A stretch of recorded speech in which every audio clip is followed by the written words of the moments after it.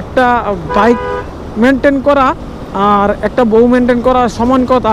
হ্যাঁ, বাস্তব কথা, একটা বাইক মেনটেন করা একটা বউ মেনটেন করা সমান কথা। এই সাইডে ট্রেন, এই সাইডে রাস্তা, গাড়ি চলতেছে, উপর দিয়েও গাড়ি চলতেছে, জিনিসটা জোস। উপর দিয়ে আবার এই যে বিমান যাইতেছে, জিনিসটা তো জোস জোস।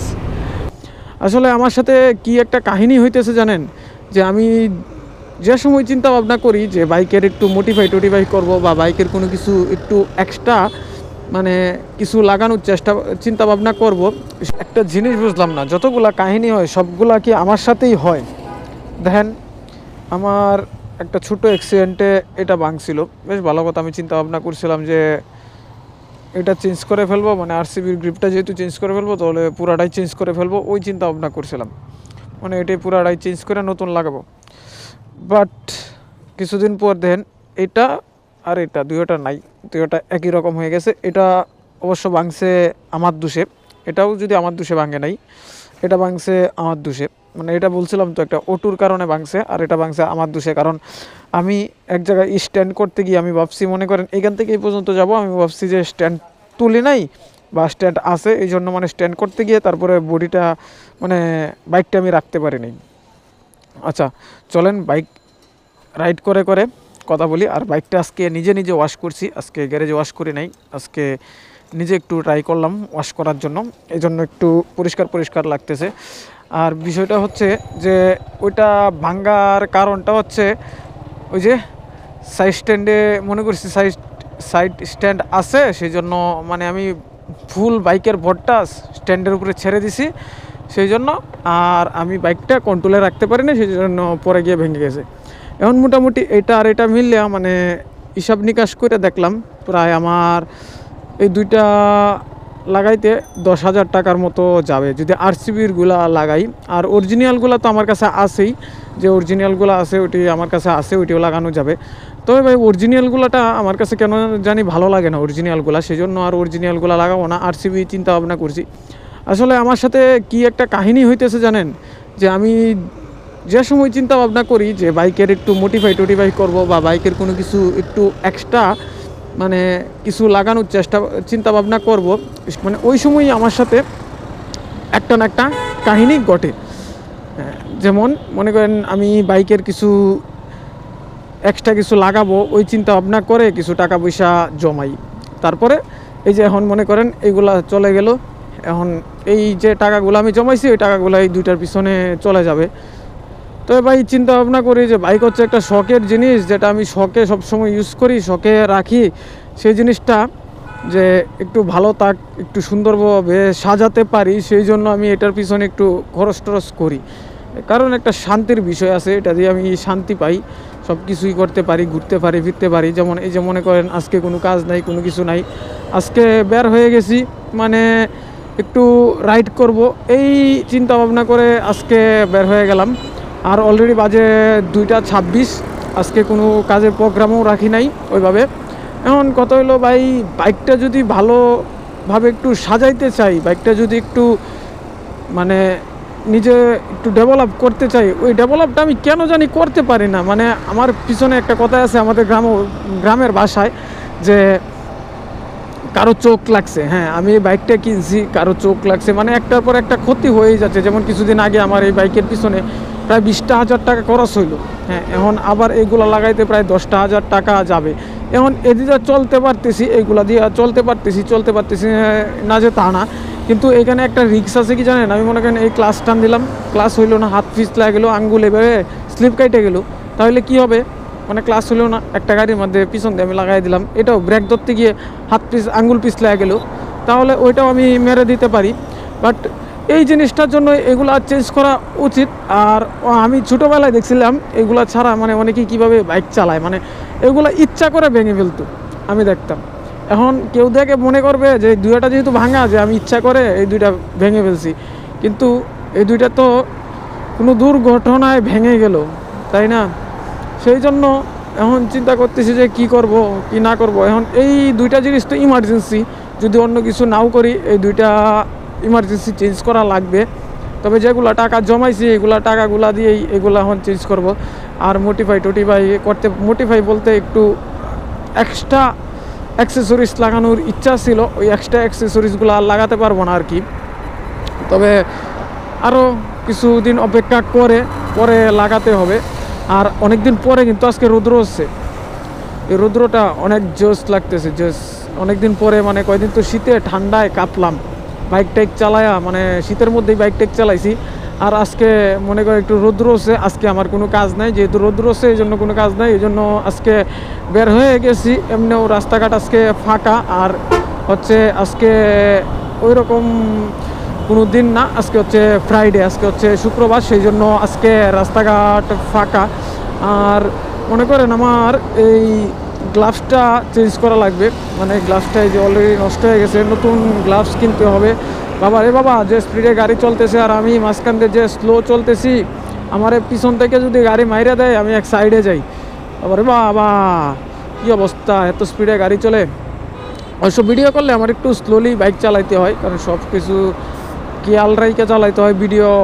মানে ভিডিওর সময় কথা বলতেছি, তারপরে লুকিং গ্লাস সব কিছু খেয়াল রেখে বাইক চালাই আর কি, সেই জন্য একটু স্লো বাইক চালাই। আর মূলত মনে করেন বাইক হচ্ছে এমন একটা বাহন, ঠিক আছে, যেটার জন্য ঠিক আপনার সবসময় প্রাণ কানবে, ভাই কান্না করবে।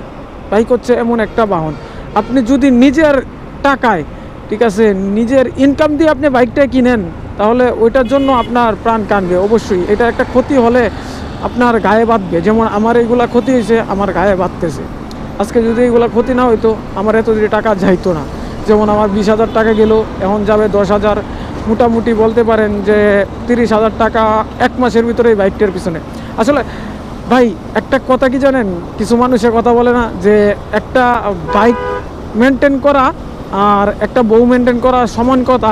হ্যাঁ, বাস্তব কথা, একটা বাইক মেনটেন করা একটা বউ মেনটেন করা সমান কথা। কেন এক মাসের ভিতরে আমার 30,000 টাকা চলে যাইতেছে, ভাই এটা কোনো কথা বলেন?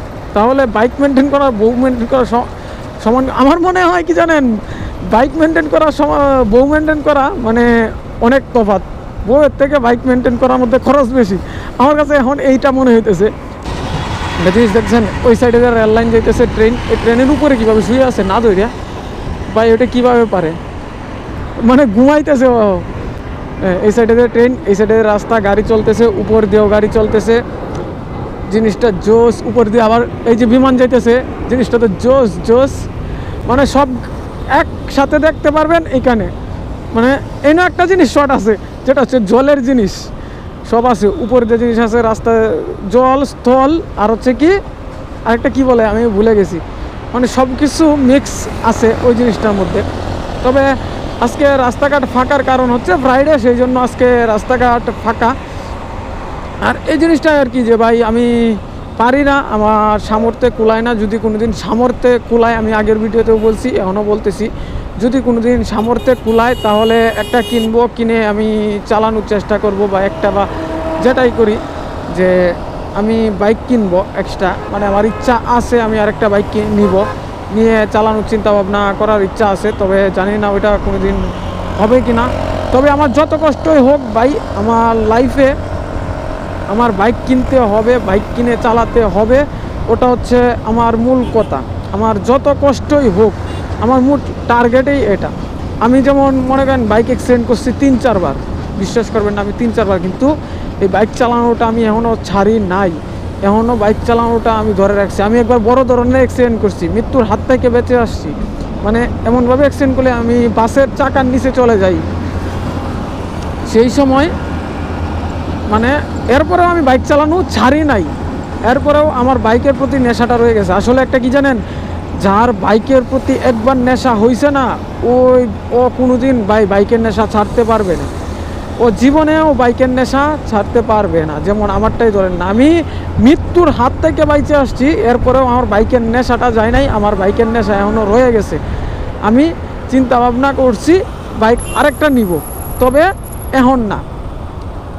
ওইটা যদি কোনোদিন যদি নেওয়ার মতো সামর্থ্য দেয় উপরওয়ালায়, যদি সামর্থ্য হয়, তাহলে আমি বাইক আরেকটা নিব।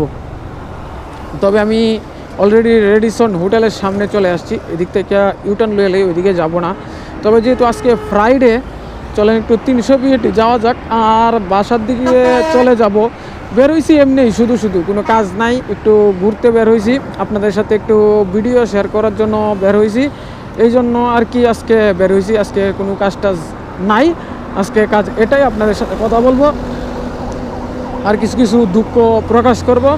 এই জিনিসটা আর কি, যে আপনাদের সাথে একটু দুঃখ প্রকাশ করলাম। বাইকের এই জিনিসগুলো আবার চেঞ্জ করা ইমার্জেন্সি হয়ে গেছে, তবে আমি হয়তোবা চেঞ্জ করব না, কারণ আমার কিছুদিনের ভিতরে আমার গ্রামের বাড়িতে যেতে হবে।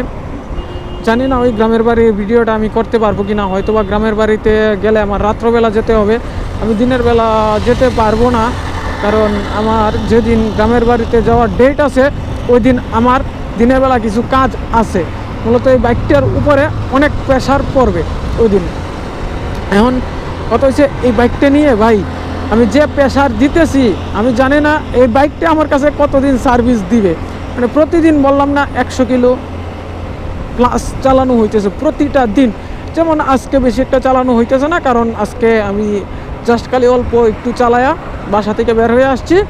এখন এই দিক দিয়ে 300 ফিট দেওয়া আবার বাসা চলে যাব, এই জন্য হয়তো বা আজকে একটু মোটামুটি রেস্টে থাকবে ভালোই। আর মনে করেন এই জন্য আর কি, যে বাইকটার উপরে ভালো একটা প্রেশার দেওয়া হইতেছে। চিন্তা করতেছি বাইকটা যে কতদিন আমার কাছে থাকবে আর কতদিন থাকবে না, ওইটার উপর ডিপেন্ড করে যে বাইকটা যে কতদিন সার্ভিস দিবে। কারণ বাইকে থেকে যদি সার্ভিস ভালো পাই, ওকে ফাইন, ঠিক আছে। আর যদি সার্ভিস ভালো না পাই, তাহলে ভাই বাইকটা কী করব বলেন। এই 100 কিলো আর বাইকের উপরে অনেক প্রেশার পড়ে যাইতেছে, আমার থেকেও বেশি প্রেশার পড়ে যাইতেছে বাইকটার উপরে।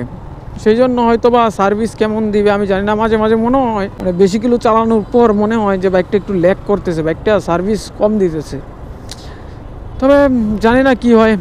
আর মনে করেন এই 300 ফিট যাওয়ার কারণ কি জানেন, আজকে যেহেতু ফ্রাইডে, সেহেতু কোনো জায়গায় তো যাওয়ার ইচ্ছা নাই। মনে করেন সবসময় যেহেতু গাড়ি চালাই, সেহেতু নিজেকে একটু রেস্ট দেওয়ার দরকার। আর মনে করেন আপনাদের সাথেও টুকটাক কিছু ভিডিও করার দরকার। সবসময় গাড়ি চালানো হয়, ওই সময় গাড়ি চালানোর সময় আমি বেশি একটা ভিডিও করতে পারতেছি না, যদিও আমি ভিডিও করার সিদ্ধান্ত নিছি। ওই সময় আমি আসলে কাজকর্মে বেশি ইনভলভ থাকি, সেই জন্য কাজে কামে ভিডিও করাটা হয় না, সেই জন্য আর ভিডিও করি না। এই জন্য ভাবলাম যে আপাতত এখন যে প্রতি শুক্রবারে হোক বা মাঝে মধ্যে রাত্রে হইলেও আপনাদের সাথে কিছু কিছু ভিডিও আমি শেয়ার করব। কারণ রাত্রেবেলার ভিডিও আপনাদের কাছে কেমন লাগে ওইটা তো আপনারা জানাইলেন না, কারণ রাত্রেবেলা অবশ্যই ভিডিও মনে হয় না যে ভালো আসবে, কারণ আমার যেহেতু ফোন দিয়ে ভিডিও করি, সেহেতু রাত্রেবেলা ভিডিও ভালো হবে না। আর তাছাড়া আমার একজনে কমেন্ট করছে, ভাই আইফোন 13 প্রো দেওয়া ভিডিও করার জন্য। ভাই আমি যদি আইফোন 13 প্রোই নিতে পারি, ঠিক আছে, তাহলে তো আমি DJI নিতে পারি, তাই না? DJI একটা আইফোন 13 প্রো নিতে গেলেও এখন মোটামুটি ভালো একটা আইফোন 13 প্রো নিতে গেলেও 30, 35, 40 সেকেন্ডের নিতে গেলেও লাগবে। তাহলে আমি যদি ওই আইফোন 13 নেই, তার চেয়ে বরং আমি DJI নিতে পারি। আর আইফোনের একটা রিস্ক আছে, যদি পরে যায় সামনে থেকে হোল্ডার থেকে, ওইটারও একটা রিস্ক আছে, ক্যামেরারও একটা রিস্ক আছে, সব মিলে এই জন্য আর আইফোন এমনি কেনার ইচ্ছা নাই। আমি একটা সাধারণ ফোন চালাই, যেটা হচ্ছে দাম হচ্ছে শোরুম প্রাইস কত 32,000 টাকা। আমি সেকেন্ড হ্যান্ড কিনছিলাম হচ্ছে কত দিয়ে, 16,000 টাকা দিয়ে সেকেন্ড হ্যান্ড কিনছিলাম। এটা দিয়ে আমি মোটামুটি ভিডিও টিডিও করি, এমনকি ভিডিও এডিটও এটা দিয়েই করি। কারণ ভাই আমার তো আর এক্সট্রা কোনো ফোন নাই, এক্সট্রা ফোন এখন বর্তমানে নাই, এটা বলতে পারি। আর যদি আগে একটা ছিল এক্সট্রা ফোন, ওটা দিয়ে আমি মোটামুটি নিজের কাজগুলো ফোনে কথাবার্তা বলতে পারতাম, সব মিলায়া চলতো। তবে এক্সট্রা ফোন একটা নেওয়ার ইচ্ছা আছে, কিছুদিনের ভিতরে এক্সট্রা ফোন একটা নিয়ে নয়তো বা আমি দেখি যে ওই ক্যামেরাই কিনে ফেলবো, একটা DJI লই বা ওই কিন্তু গোপ্রোই লই। এখন আপনারা একটা কমেন্ট করেন যে DJI ভালো হবে নাকি গোপ্রো ভালো হবে, কোনটা ভালো হবে? এখন রিসেন্টলি আমি দেখতেছি গোপ্রো থেকে DJIটা ভালো চলতেছে। এখন DJI যদি লই অনেকগুলো টাকার দরকার, আর যদি গোপ্রো লই তাহলে সেকেন্ড হ্যান্ডের মধ্যে, ঠিক আছে, আমি ভালো টাকা দিয়ে একটা মানে ভালো একটা গোপ্রো পাবো, বা সেকেন্ড হ্যান্ডের মধ্যে মনে করেন 15-20 হাজারের মধ্যে মনে হয় 10 পাবো, বা 11 পাইলে পাইতেও পারি যদি ওই ইয়েতে পাই। আর এই 300 ফিটের রাস্তায় এই অটো রিক্সাগুলা কী করে, আমি তো এটা বুঝি না রে ভাই। এই 300 ফিটের রাস্তায় অটো রিক্সাগুলা কী করে, এই জিনিসটাই তো আমার সবচেয়ে বেশি খারাপ লাগে। আর 300 ফিটের রাস্তাটা আজকে জোশ লাগতেছে, আজকে রৌদ্রটা উঠছে তো সেই জন্য মানে রাস্তাটা জোশ লাগতেছে। এই কয়দিনের ঠান্ডায় তো মানে অন্যরকম হয়ে গেছিলো রাস্তার অবস্থা। আর দেখছেন কি সুন্দর গাড়ি চলতেছে। আর 300 ফিট কিছুদিন আগে একটা অ্যাক্সিডেন্ট হয় দেখছিলাম, মানে অ্যাক্সিডেন্টে মানে এই রাস্তা পার হওয়া লইয়া হয়তো বা এই অ্যাক্সিডেন্টটা হয়েছিল, এতটা শিওর না আমি। এই রাস্তা পার হওয়া লইয়া অ্যাক্সিডেন্টটা হয়েছিল, মানে স্পট ডেড হয়ে যায় লোকটা। এখন ভাই আপনারা রাস্তা পার হন আর যাই পার হন কেন ভাই, এত রিস্ক নিয়ে কেন, কি দরকার এই মাঝখান দিয়ে রাস্তা পার হনি? দেখছেন গাড়িগুলা কত গতিতে চলতেছে। যেমন আমি নর্মালি চলতেছি সাইডে, আমার প্রত্যেকটা গাড়ি ওভারটেক করে যাইতেছে, আমি কিন্তু কোনো গাড়ির ওভারটেক করতেছি না। এখন আমার গতি হয়েছে 60, তো অন্য গাড়ির গতিটি দেখেন, এটা তো মিনিমাম 70-এর গতিতে যাইতেছে। তাহলে এই গাড়িটা মনে করেন একবার কন্ট্রোলে আনতে গেলে কতটুকু সময় লাগে। আর এই অটো রিক্সার বিষয়টা, এই হাইওয়ে রোডের মধ্যে যে অটো রিক্সাগুলো কী করে ওটা আমার মাথায় ধরে না। একদিন আসলে অটো রিক্সা এমন ভাড়া বাড়ছে বর্তমানে, যেটা কন্ট্রোলের বাইরে হয়ে গেছে। বর্তমানে কন্ট্রোলের বাইরে, ওইটাকে কন্ট্রোলে কোনো দিন আনতে পারবো কি না এখন আমার ওইটা নিয়ে চিন্তা আছে। তবে এইগুলারে ইমিডিয়েটলি কোনো কিছু একটা করা দরকার ইমিডিয়েটলি, নয়তোবা যে দেশের বড় ধরনের একটা ক্ষতি হয়ে যাবে এই অটো রিক্সার জন্য। আমি এটা গ্যারান্টি দিয়ে বললাম, এই অটো রিক্সার জন্য দেশের বড় ধরনের একটা ক্ষতি হবে। বাট আমি এদিক দিয়ে ঢুকছি কেন, আমি তো ওই দিক দিয়ে যেতে পারতাম, আমি তো সামনের টানেল দিয়ে বের হব। আচ্ছা যাই হোক, এখন আচ্ছা আমরা যে একটা জিনিস দেন, এই যে সিগন্যালগুলো কিন্তু এখানে কেউ মানে না। কেন মানে না? কারণ গাড়ির পরিমাণ কম, রাস্তার অনুযায়ী যে গাড়ির পরিমাণ কম, সেই জন্য এই সিগন্যালগুলা মানে বেশি একটা মানা হয় না, সেই জন্য এই সিগন্যালগুলা কেউ মানতে চায় না। এই যে মনে করেন সিগন্যাল দিছে, কয়টা গাড়ি আছে এই সিগন্যালে, কয়টা গাড়ি ব্রেক করবে। কিন্তু অন্য দেশে হইলে ঠিক এই সিগন্যালগুলা মানত। যেমন ইউরোপ কান্ট্রিতে যদি হইতো তাহলে এই সিগন্যালগুলো গাড়ি থাকুক বা না থাকুক, সিগন্যাল এই সিগন্যালগুলা মানা হইতো। আর এইখান থেকে ভাই দেখেন তো 300 ফিটের রাস্তাটা কি জোশ লাগতেছে না? জোশ লাগতেছে সূর্যের রশ্মিটা পরাতে ভাই, মানে এই ইয়াগুলা রঙিন কিদু বলে এগুলা, আরে বলে যে লাইটের এগুলা রাখছে যে, ওইগুলা জোশ লাগতেছে, রাস্তাটা জোশ লাগতেছে, অসাম লাগতেছে। মানে একটা বলতে পারেন পয়সা ওসুল একটা ভিউ দেখতে পারতেছি, পয়সা ওসুল, যেমন MSI ব্লগস বলে যে পয়সা ওসুল একটা ভিউ।